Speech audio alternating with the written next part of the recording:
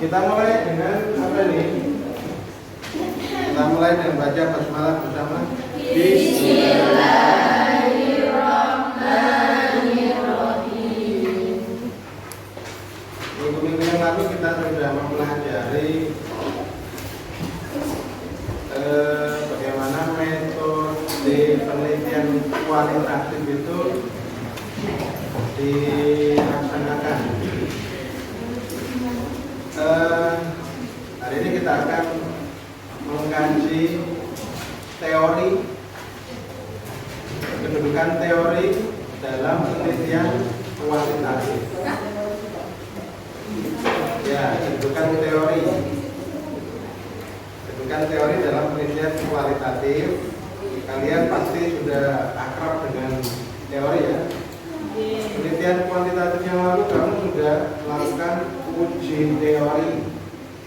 Ya, namanya penelitian kuantitatif itu memang digunakan untuk uji teori. Berarti teorinya sudah ada, dan teori itu oleh peneliti akan diteliti untuk ditetapkan masih berlaku atau tidak, atau terbukti benar atau tidak. Nah, itu kemarin kita melakukan uji teori. Nah, karena itu kemudian dari situ kita bisa membedakan antara teori yang dipergunakan dalam penelitian kuantitatif dengan teori yang dipergunakan dalam penelitian kualitatif.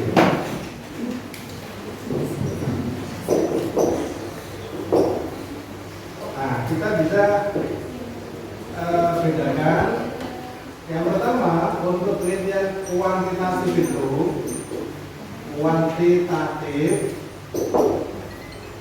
teori itu betul-betul menjadi landasan. Teori itu menjadi landasan. Teori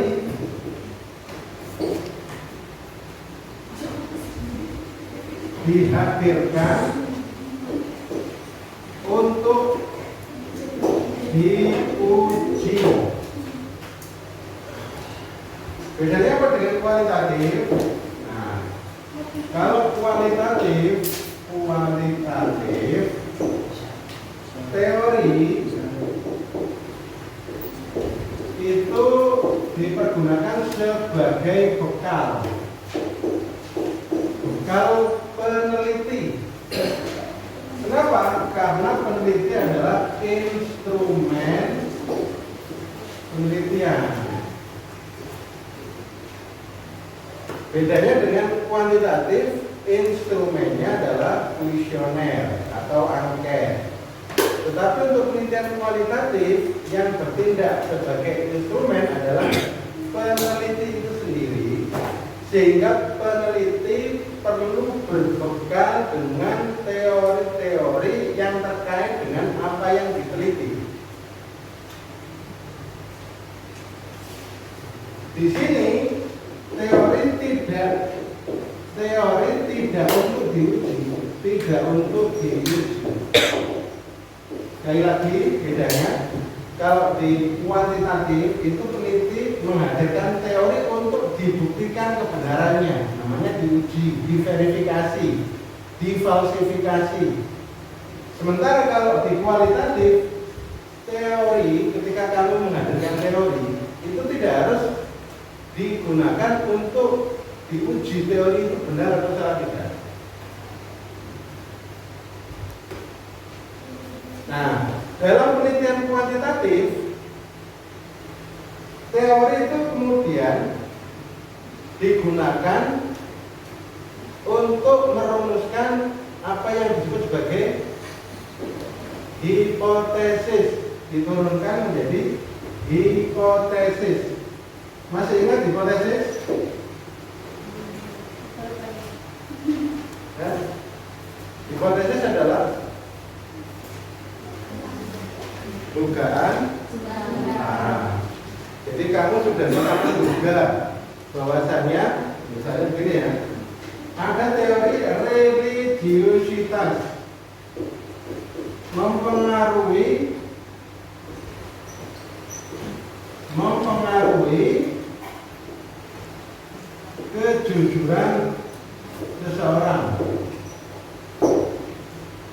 Teorinya memang begitu.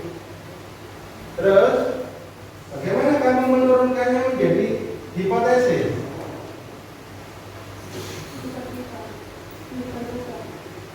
Maka kamu sebagai peneliti menurunkan teori ini ke dalam hipotesis itu berarti membuat rumusan yang memberikan penjelasan bahwa teori itu ruang lingkupnya dibatasi. Kalau di teori ini kita mengetahui bahwa religiusitas mempengaruhi kejujuran seseorang itu berlaku universal dimanapun manusia itu berada, seseorang itu berada, di Indonesia, di Malaysia, di Arab dan sebagainya. Jadi teori itu berlaku umum, seperti hanya teori relativitas, teori kuantum, itu semuanya kan berlaku universal. Besi jika dipanaskan akan menguap, itu tidak hanya berlaku di Indonesia, tapi juga di belahan bumi yang lain. Nah, termasuk teori ini berlaku umum, tetapi ketika kamu mereduksinya menjadi hipotesis, menurunkannya menjadi hipotesis, sebetulnya kamu bisa dengan cara membatasi berlakunya teori ini kepada subjek sasaran penelitian kamu. Misalnya kamu adalah peneliti yang meneliti siswa peserta didik di level SMA, dibatasi SMA-nya di Kabupaten Mojokerto. Berarti semua siswa Kabupaten Mojokerto. Nah, ini saja figurnya. Menjadi hipotesis, maka bisa kita rumuskan misalnya pengaruh atau religiusitas mempengaruhi kejujuran peserta didik Madrasah Aliyah di Mojokerto. Nah, ini berarti kita sudah menyusun hipotesis. Hipotesisnya artinya kita jadikan sebagai dasar untuk menguji apakah teori ini benar atau salah. Teori ini terbukti atau tidak terbukti. Kalau tidak kita turunkan menjadi hipotesis, kita akan sulit membuktikan teori itu benar atau salah. Karena apa? Berlakunya teori kan universal. Apakah kita akan meneliti semua manusia di bumi ini? Kan tidak mungkin. Sehingga kemudian kita turunkan menjadi hipotesis, sehingga kemudian nanti memudahkan peneliti untuk melakukan verifikasi atau uji teori di lapangan penelitian. Nah, ini kalau kuantitatif begini, dan kamu sudah menerapkan itu kan semester 4 kemarin. Nah, tinggal disesuaikan rumusan kalimatnya. Apakah menggunakan rumusan hipotesis HA atau HU? Masih ingat HU? Kalau HA bagaimana? Ada pengaruh, gitu kan ya? Ada pengaruh religiusitas terhadap kejujuran peserta didik yang ada di Mojokerto. Terus kalau HU? Tidak ada pengaruh religiusitas terhadap kejujuran peserta didik MA di Mojokerto. Nah, ini adalah hipotesis. Sekali lagi, hipotesis itu diturunkan dari teori, dan teori dihadirkan untuk diuji. Walaupun pengujian teori tidak dilakukan secara langsung, yang diuji adalah hipotesisnya. Tetapi jika hipotesis terbukti, maka nanti kita bisa memastikan bahwa teorinya itu terbukti. HO ditolak atau HO diterima. Jika HO ditolak, maka terdapat pengaruh. Jika HO diterima, berarti tidak ada pengaruh. Masih ingat ya itu? Oke, jadi itu adalah teori dalam penelitian kuantitatif. Nah, bagaimana teori dalam penelitian kualitatif? Sekali lagi, peneliti tidak bermaksud menguji teori, sehingga teori tidak perlu diturunkan ya menjadi hipotesis. Teori di sini Sebaiknya digunakan peneliti untuk memahami sasaran yang akan diteliti. Kenapa? Karena kalau peneliti tidak memahami apa yang akan diteliti, maka dia juga akan mengalami kesulitan ketika melakukan wawancara. Apa yang mau ditanyakan? Dia nggak ngerti apa-apa tentang tema itu. Karena itu peneliti itu perlu berbekal teori-teori yang banyak. Pembahasan tentang tema itu kamu sudah harus pahami, dan itu bisa kamu tuangkan di bab 2 kajian pustaka namanya.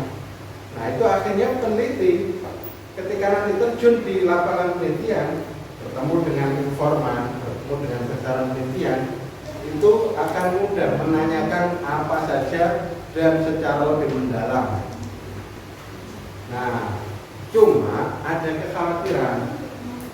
Ini ada 2 mazhab ya, ada 2 mazhab, tapi bukan mazhab fikih, mazhab penelitian kualitatif. Menurut mazhab penelitian kualitatif yang pertama, yang radikal, penelitian kualitatif itu mestinya tidak boleh berdasarkan teori. Maksudnya apa? Peneliti tidak boleh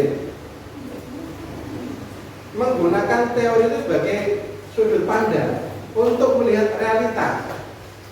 Kenapa? Nanti realitas itu akan disesuaikan dengan teori yang sudah dimiliki oleh peneliti.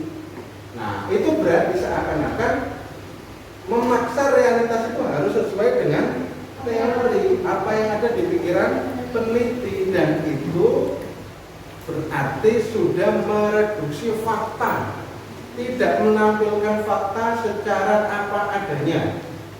Nah, itu bagi kelompok yang radikal ya. Jadi ahli peneliti kualitatif yang radikal tidak membolehkan peneliti itu menggunakan teori. Harusnya peneliti itu udah langsung ke lapangan dan di sana kemudian mencari apa saja yang sekiranya nanti menarik untuk diteliti, yang dibutuhkan untuk diteliti, sehingga kemudian apa yang diperoleh data dari lapangan itu betul-betul asli, tidak ada reduksi, tidak ada pemaksaan untuk sesuai dengan frame berpikir yang dimiliki peneliti. Tetapi itu memang akan mengalami kesusahan. Peneliti kalau melakukan itu akan mengalami kesulitan. Kenapa? Karena seperti hadir terjun di rimba raya penelitian yang nggak tahu arah kanan kiri atas bawahnya itu nggak tahu, jadi akan mengalami kebingungan dan akan lama sekali. Tetapi memang ada kelompok peneliti itu yang melakukan seperti itu. Kelompok peneliti utamanya yang etnografi. Kamu tahu nggak, ada peneliti dari mana itu, dari Amerika gitu, yang melakukan penelitian di Papua. Kamu ngerti Papua? Suku-suku Papua itu kamu tahu namanya apa? Suku apa? Suku Jani, suku apa lagi? Asmat. Ada penelitian terhadap suku Asmat.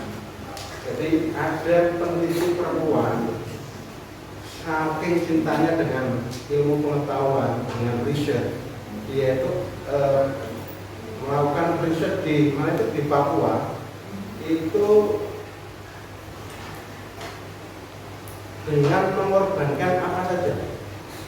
Dia sudah siap dengan harta benda. Udah, dia ke sana, tapi dia tahu dia tidak akan mendapatkan data yang otentik, data yang banyak, data yang apa adanya, jika dia tidak bisa masuk di komunitas suku tersebut secara aman. Kalau dia merupakan orang luar akan dicurigai, mungkin tidak akan banyak mendapatkan data. Maka dia rela untuk dinikahi kepala sukunya. Kamu sampai enggak? Kamu mau jadi istrinya kepala sukunya Asmat? Jadi saya beri gambaran ya, kepala suku di sana atau orang-orang di sana itu ya, memang kan hitam, terus gak pernah mandi, gak pakai baju. Kenapa gak mandi? Kenapa gak mandi? Karena agar tidak digigit nyamuk. Kalau bersih-bersih ini, kulitnya bersih-bersih itu, nah itu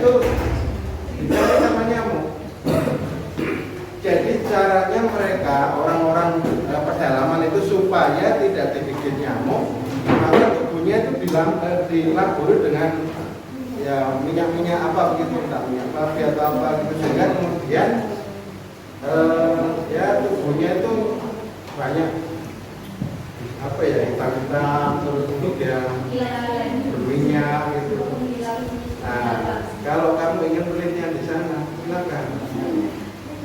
Supaya dapat data yang bagus, yang banyak, nikahi kepala sukunya atau anak kepala sukunya. Kan jadinya aman. Terus jadinya kamu bisa betul-betul menggali data.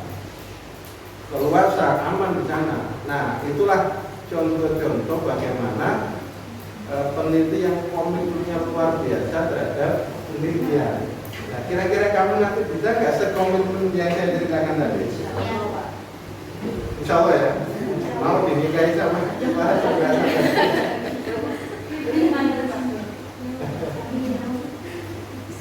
Nah, itu peneliti barangkali bisa tidak berbekal apapun, nggak belajar teori dulu nggak apa-apa. Tetapi tadi itu dia harus punya banyak waktu. Jadi tinggal di sana mungkin 2 tahunan. Setelah 2 tahun di sana dan melakukan riset kualitatif, ya akhirnya menghasilkan buku, menghasilkan temuan penelitian yang akhirnya bisa dipublish secara luas dan digunakan oleh banyak kalangan untuk mengerti seperti apa sih suku Asmat itu. Nah, itu nanti manfaatnya banyak loh ya untuk kebijakan pemerintah itu bagaimana misalnya mengatur KB di sana, mengatur pangan di sana. Di sana itu kan nggak pernah bercocok tanam ya. Mereka itu nggak bercocok tanam kan ya. Kan hidupnya berburu kan. Terus makanya bukan pakai padi kan. Pakai apa makanya itu? Sagu, umbi-umbian gitu ya. Apa yang ada di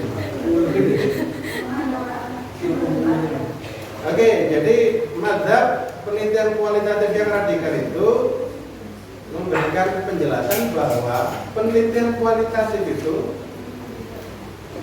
tidak boleh menggunakan teori yang akhirnya nanti akan mereduksi data, memaksa fakta itu sesuai dengan teori yang sudah dipahami oleh peneliti. Jadi kalau kamu sudah berangkat dengan membawa segembok teori, maka kamu itu seakan-akan memframing data. Fakta-fakta yang ada nanti itu akan kamu sesuaikan dengan teori yang sudah kamu miliki. Nah, itu kan nggak benar. Itu berarti memaksa fakta sesuai dengan teori atau sesuai dengan pikirannya peneliti. Makanya peneliti yang kualitatif yang radikal itu nggak mau menggunakan teori. Coba kalau disuruh buat proposal biasanya ada teorinya. Nah, itu kesulitannya. Jadi kesulitannya adalah ketika peneliti harus menyusun proposal. Jadi penelitian kualitatif itu ada 2 mazhab, yang radikal sama yang moderat. Nah, yang moderat itu memberikan keleluasaan kepada peneliti untuk menggunakan teori. Jadi tujuannya apa tadi teorinya? Teori tadi itu digunakan sebagai bekal peneliti untuk menggali data, mengenali sasaran yang diteliti sehingga dia bisa menyesuaikan diri dalam kegiatan penelitiannya.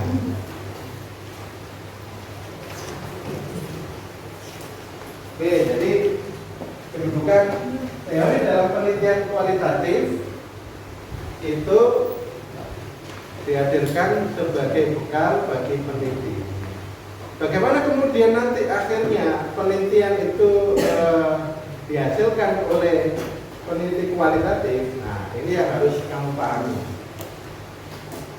Ketika penelitian kualitatif itu dilakukan dan sudah tahu misalnya ada banyak teori yang membahas tentang apa yang kita teliti, bisa saja ada teori itu yang kita sebut teori A, terus teori B, terus teori C. peneliti yang bagus akan menghasilkan teori baru. Karena teori yang sudah ada itu teori A, teori B, teori C, maka peneliti menghadirkan teori B. Oh, ada temuan baru, ada teori baru yang kamu peroleh dari hasil penelitian kualitatif yang kamu lakukan. Berbeda dengan teori yang ada di kuantitatif.